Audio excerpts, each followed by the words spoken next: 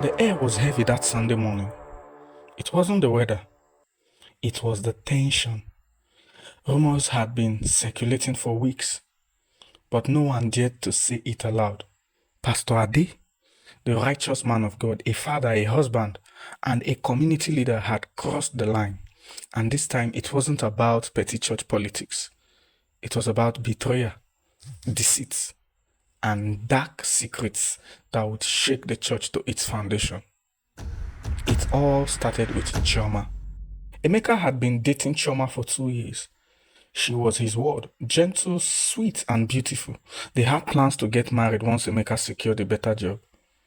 Chioma was active in church, a devoted choir member who often drew admiration for her angelic voice.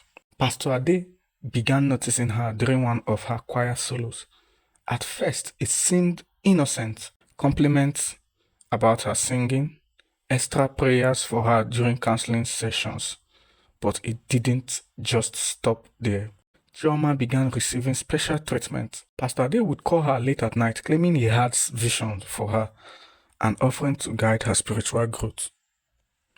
Emeka thought nothing of it until he noticed how distant Chioma was becoming. Then one fateful evening, Emeka stumbled on the truth. It happened when Chioma left her phone unlocked. Emeka, who had grown suspicious, couldn't resist the urge to check her messages. What he found sent chills down his spine. There were texts from Pastor Ade. "You are so special to me, Chioma. I wish I had met you before I got married. Don't forget to wear that red dress next time we meet. You look beautiful in it." There were also voice notes where the pastor's voice sounded intimate. One even said, "God has shown me that you and I are spiritually connected. Don't let anyone come between us, not even Emeka." Emeka's hands trembled. He felt like someone had poured cold water over him.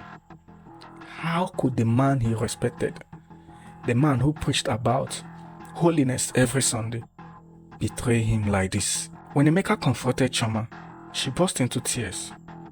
"He said he was going to help me," she cried. "He promised me a scholarship to study abroad. I didn't want to hurt you, Emeka, but I was scared to say no to him." Her words felt like knives. Emeka couldn't believe what he was hearing. Furious, he stormed to the church the next Sunday to confront Pastor Ade.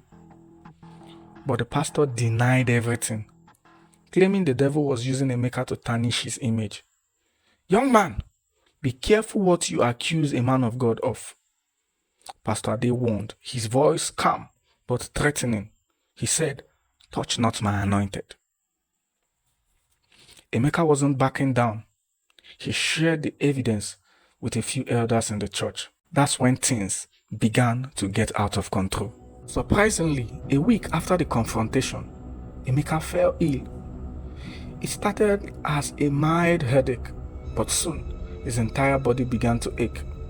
His skin developed strange dark patches, and no doctor could explain what was wrong with him. "Are you sure this isn't spiritual?" his mother asked, with worry on her face. Emeka dismissed it at first, but as his condition worsened, he began to suspect otherwise. Then one night, he had a dream. In the dream, he saw Pastor Ade standing over him, chanting strange words. When Emeka tried to move, he couldn't. It felt like something heavy was pressing down on his chest. He woke up, gasping for air, drenched in sweat. Emeka knew he couldn't fight this battle alone, so he packed his bag and went to a prayer mountain known for its powerful intercessors. For 7 days, Emeka fasted and prayed, crying out to God for deliverance. The nights were the scariest. He would hear whisper in the wind and feel an unseen presence watching him.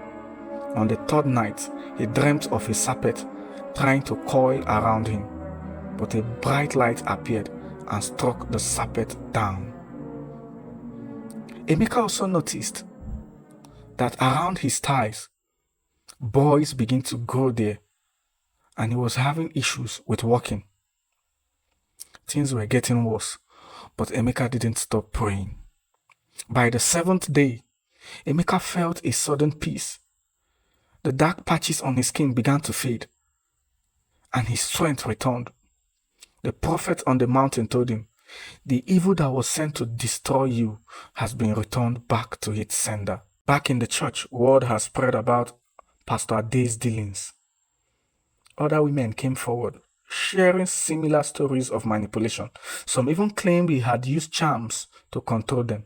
The church elders had no choice but to suspend him, but the damage was already done. As for Chioma, she tried to reconcile with Emeka, but he couldn't trust her anymore. "I forgive you," he told her, "but we can't go back to the way things were." Pastor Ade left the community in disgrace, but rumors followed him wherever he went. Emeka's experience taught him a painful but valuable lesson. Not everyone who claims to be a man of God is truly one. Put your trust in God, not in men. He often told others while sharing his story, and always pray, because the spiritual world is real. To this day, Emeka's story serves as a warning in his community. The tale of the married pastor, the girlfriend, and the dark powers the pastor yielded is one that no one will ever forget.